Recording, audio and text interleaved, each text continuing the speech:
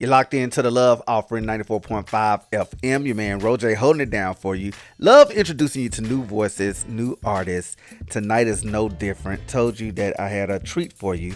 And I've been watching this young man rise here for a few years at this point. My man T Royal. Got him on the line. How are you tonight, man?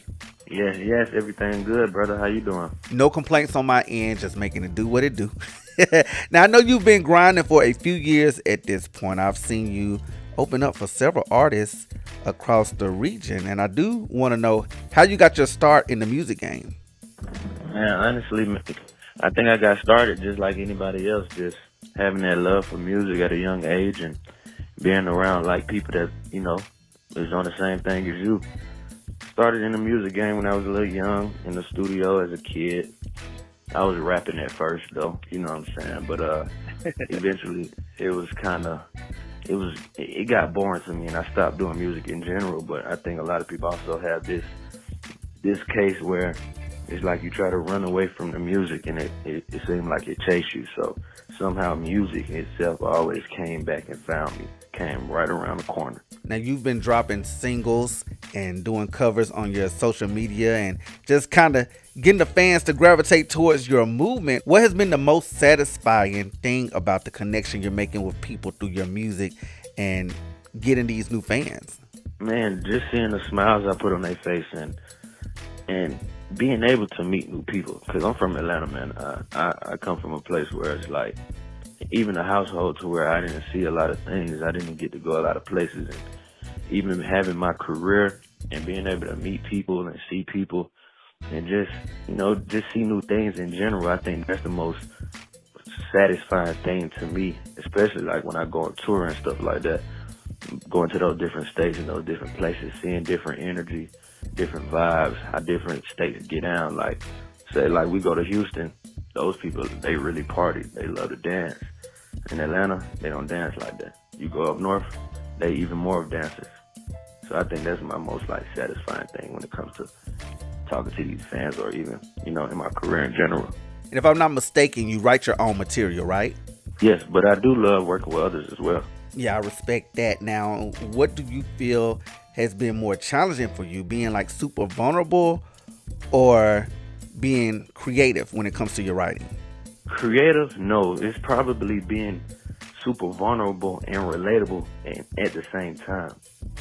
Because right now, I don't know if you see how music is going, but we live in a generation where people are very emotional. We're really talking about our emotions a lot. So it's kind of hard being creative and emotional at the same time, because when you're being emotional, you just want to put things right out there, like right on the spot. You don't want to be clever with it. You don't want to, like you said, be creative. So I think that's the hardest part. Now, you have several singles out on streaming platforms like Touch Me and Your Bed, several records, songs that kind of pull out the sexy side or force you to be sexy and open before the public. Now, is this a character that you have to jump into because it is an intimate thing, or is that another side of you that you get to put on display? No, yeah, it's another side. It's fun, I think we all got that side of us, you know what I'm saying? With music, you just take different parts of yourself and put it into the music. So, like I said, we all have that sexy side of us, or we all have that sad side of us, the mean side. But definitely Your Bed, Touch Me, it's just that extra expression on that sexual side. Can't even be mad at that. Now listen, I got more on the way with my man T Royal. Want you guys to stick around right here, the Inspiration Station, 94.5 FM. Love Offering 94.5 FM. Your man RoJay holding it down for you. Still hanging out with my man T Royal, trying to get you guys in on the movement because he's definitely making moves. Now, I mentioned love putting my audience on to new sounds and new voices, and I've spoken to Vito a few times, been to a couple of shows, and you actually have a song titled Last with him. How did this collaboration come about? Hey, two R&B brothers from the same side of town. That's how it came about. Both having a love for R&B, both amazing singers and amazing artists. We just we just felt what was right. It's only a few of R&B singers out right now, so I feel like the best we could do is just stick together and work with each other and collaborate. Because we definitely know these guys love to beat for no reason. Yeah, oh man, you see what's going on. And another fave here on The Love Offering, my man Jay Howell. I actually seen you open up for Jay Howell like maybe twice. Oh, you did? If I'm not mistaken. Okay, yeah. Yeah, that's dope, dope, man. I think both times were in Nashville, and I might have seen you on the stage in Atlanta as well. One thing I do love about watching you perform is that you definitely get the crowd engaged with your performance. And they may not even have heard music from you before, but you definitely have this thing about you where you get the people engaged with your show. How did you groom your stage presence as an artist? To be honest, man, I'm just a people's person, right? So remember we were talking about having two things, like being creative and being sexual, and it being hard to bring it to the stage. Honestly, when it comes to me being personable and, being on that stage, it's not that hard because I'm really honestly just being me.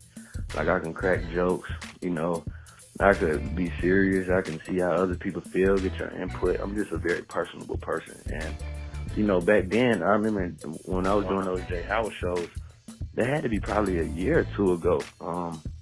Over time, now my show is even better. Like, it's more interactive, it's more personable, it's more engaging. We got more call to actions that we do on stage.